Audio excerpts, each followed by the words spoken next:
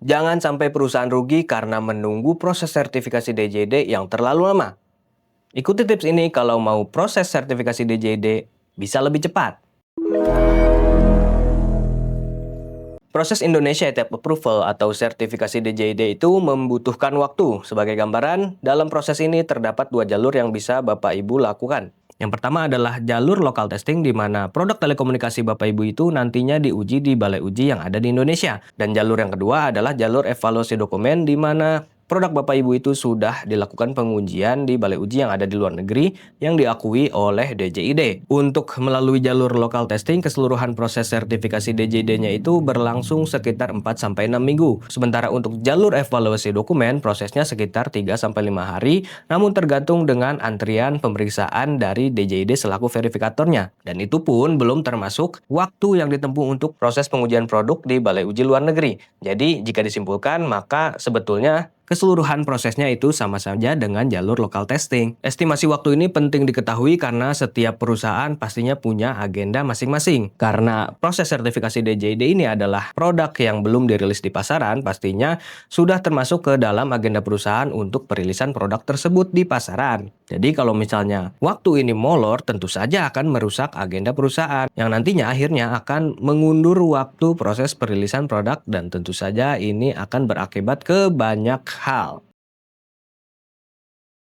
Di sini kami akan menjelaskan terkait gambaran umum dalam proses sertifikasi DJID ini. Langkah pertama tentu saja Bapak Ibu harus mempersiapkan dokumen persyaratan yang dibutuhkan. Kemudian jika Bapak Ibu melalui jalur local testing dan Bapak Ibu adalah local representative yang mewakili produsen atau manufaktur dari luar negeri, Bapak Ibu perlu mengirimkan sampel ke balai uji untuk dilakukan pengujian produk. Selanjutnya dilakukan pengujian produk di balai uji yang diakui oleh DJID untuk mendapatkan laporan hasil uji atau LHU. LHU ini juga merupakan salah satu dokumen persyaratan yang dibutuhkan dalam proses sertifikasi DJID. Setelah mendapatkan LHU dan Bapak Ibu sudah melengkapi seluruh dokumen yang dipersyaratkan, Bapak Ibu bisa mensubmit dokumen tersebut di akun e-sertifikasi DJID milik perusahaan Bapak Ibu yang terkoneksi dengan akun OSS perusahaan. DJID kemudian akan memeriksa kelengkapan dokumen tersebut. Jika ditolak, tentu saja Bapak Ibu harus melakukan revisi atau perbaikan dari dokumen yang dipersyaratkan tersebut. Namun jika seluruhnya sudah diterima, maka DJID akan mengeluarkan surat pemberitahuan pembayaran atau SP2 yang kemudian Bapak Ibu harus melakukan pembayaran sejumlah nominal yang dipersyaratkan untuk penerbitan sertifikat. Setelah melakukan pembayaran, maka otomatis sertifikat DJID dari produk telekomunikasi yang Bapak Ibu sertifikasi akan terbit. Sebelum memperjualbelikannya di Indonesia, Bapak Ibu juga harus memenuhi persyaratan pemasangan label DJID dan melampirkan bukti pemasangannya di akun sertifikasi DJID maksimal 30 hari setelah sertifikat DJID tersebut terbit. Bapak Ibu bisa menilai sendiri dari gambaran proses sertifikasi DJID yang tadi kami sudah jelaskan karena setiap prosesnya membutuhkan waktu untuk melakukannya. Dan inilah mengapa proses sertifikasi DJID itu tidak sebentar. Selain memang prosesnya yang panjang, tentu saja DJID juga akan melakukan pemeriksaan, verifikasi, dan lain sebagainya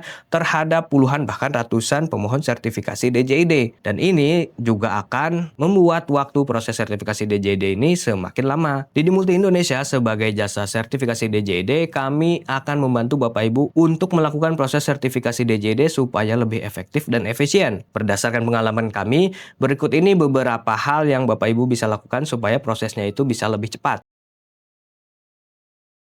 Yang pertama, dan sudah kami jelaskan tadi di awal, bahwa proses sertifikasi DJID itu membutuhkan waktu yang lama dan ini harus masuk dalam agenda perilisan produk yang nantinya akan dirilis di pasaran. Kemudian Bapak Ibu juga perlu mempertimbangkan waktu untuk melakukan proses sertifikasi ini. Jangan sampai terlalu mepet ke agenda perilisan produk tersebut. Karena jika terlalu mepet, maka ketika nantinya terjadi masalah dalam proses sertifikasi ini, bisa mempengaruhi jadwal perilisan produk tersebut. Yang ini tentunya akan merugikan perusahaan juga. Yang kedua, seperti yang tadi juga sudah dijelaskan bahwa Bapak Ibu perlu melampirkan berbagai dokumen persyaratan untuk melakukan proses sertifikasi ini. Dan yang paling lama sebetulnya adalah untuk mendapatkan laporan hasil uji atau LHU. Karena untuk mendapatkan LHU ini, Bapak Ibu perlu melakukan pengujian produk terlebih dahulu. Sembari menunggu LHU itu terbit, Bapak Ibu bisa mempersiapkan terlebih dahulu dokumen-dokumen yang dipersyaratkan untuk proses sertifikasi DJID produk telekomunikasi Bapak Ibu. Jadi ketika nanti LHU-nya sudah terbit, Bapak Ibu tinggal melakukan submit dokumen yang dipersyaratkan. Tidak perlu mencari-cari lagi. Yang ketiga, jika Bapak Ibu merupakan lokal representatif, pastinya kan harus melakukan impor sampel untuk dilakukan pengujian di balai uji yang ada di Indonesia jika Bapak Ibu melalui jalur local testing. Nah, untuk melakukan impor produk tersebut juga butuh dokumen-dokumen supaya nanti dalam proses di bea cukai bisa lebih efektif. Nah, dokumen tersebut juga harus dipersiapkan terlebih dahulu.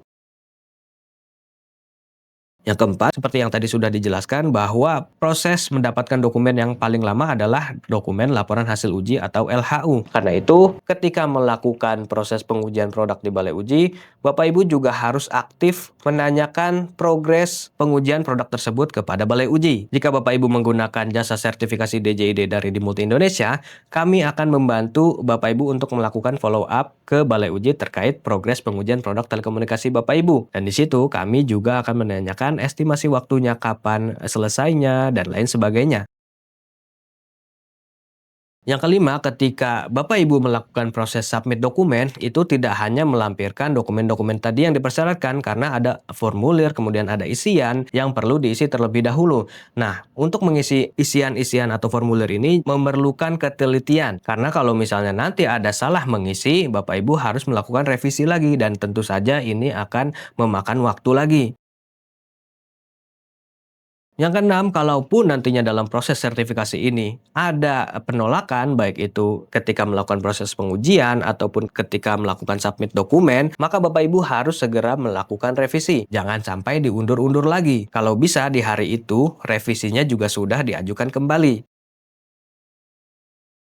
Yang ketujuh, seperti tadi juga sudah dijelaskan, bahwa jika dokumen yang Bapak Ibu submit itu sudah dinyatakan lolos, maka DJID akan mengeluarkan SP2. Ketika DJID mengeluarkan SP2 tersebut, kalau bisa Bapak Ibu langsung melakukan pembayaran di hari yang sama, karena setelah dilakukan pembayaran tersebut, maka sertifikat DJID Bapak Ibu itu akan langsung terbit. Selanjutnya, Bapak Ibu juga kalau bisa lakukan pemasangan label di hari yang sama juga. Walaupun ada spare waktu selama 30 hari, kalau persyaratan ini dipenuhi lebih cepat, maka keseluruhan proses sertifikasi DJID-nya ini juga jauh lebih cepat dan Bapak Ibu bisa lebih cepat juga untuk merilis produknya di pasaran.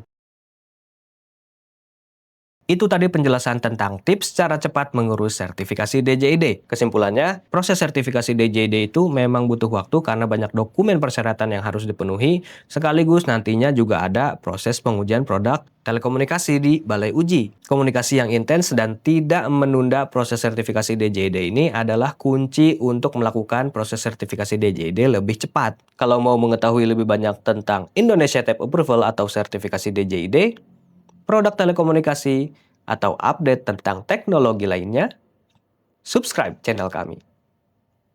Sampai jumpa di video selanjutnya.